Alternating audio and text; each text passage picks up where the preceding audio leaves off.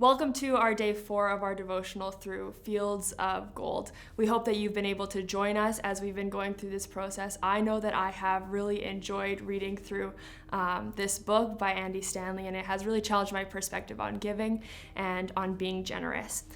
I don't know if you've ever been in a scenario like this, but I know I have, so follow along with me for a second. Have you ever found yourself at the end of the month where there are just some bills you need to pay? Maybe you have to buy groceries for your family. Maybe you've had like a car situation going on where you just need to give basically an arm and a leg to fix something. Maybe there's been some financial house struggles as well, and you just kind of feel like strapped for cash. And you just feel like you kind of hit like the worst financial week of your life, and you just are feeling down and out, and you're a little nervous to look at your bank account because you just know deep down that you're not sure how you're gonna make ends meet. You're not sure how you're gonna pay all the bills, you're not sure how you're gonna afford everything, and you're just a little nervous. Maybe in these moments you've turned to God and you've said, I don't know what I'm going to do, Jesus, but I need you to come and provide for me in a very, very real way. I need you to come and to rescue me and give me input into this situation because I just don't know how I'm going to make it through. And because you have no other option and He is your last resort, you kind of put all your eggs in one basket because you have nothing else you can do. Maybe you've been in a scenario like this. Maybe details are a little different. Maybe you've had other things going on, other situational finances, things happening. But I think we all can say that we've had moments in our lives where we have turned to Jesus when we are strapped financially, when we just don't know what else there is to do. We don't know who else to turn to, and we just have to go to God because there's nothing else we can do. You know, it's an interesting scenario. Because in these moments where we turn to Jesus and we ask God to come and rescue us and give us input, we are so willing for Him to come and to intervene.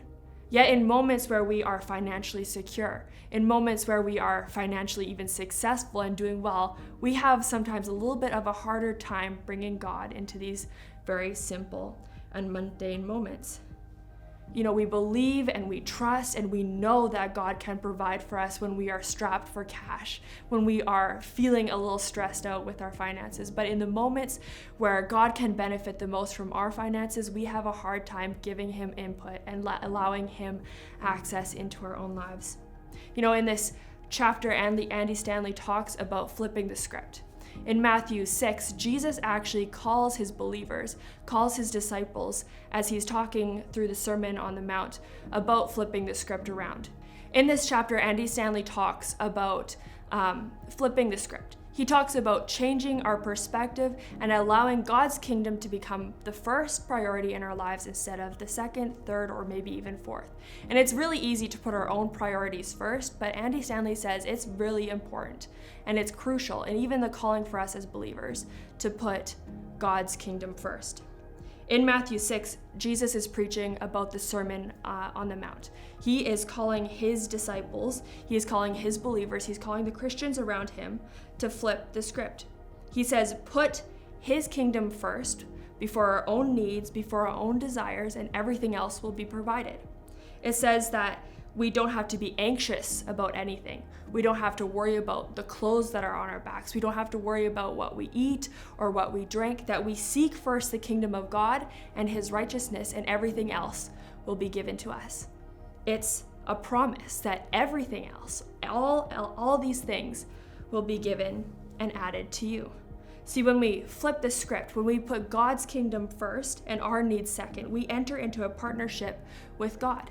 When we are able to give generously to the poor, to the needy, to building the church, to making disciples, to the things that God says are important, we are able to flip the script, and the promise is that God's kingdom will be established on earth. And this is a positive thing because we can see God's fruit here on this planet. And so when we do this, when we put God's kingdom first, everything else changes, and we can see our partnership with God come to fruition. Now, this decision doesn't mean that we won't have any financial struggles.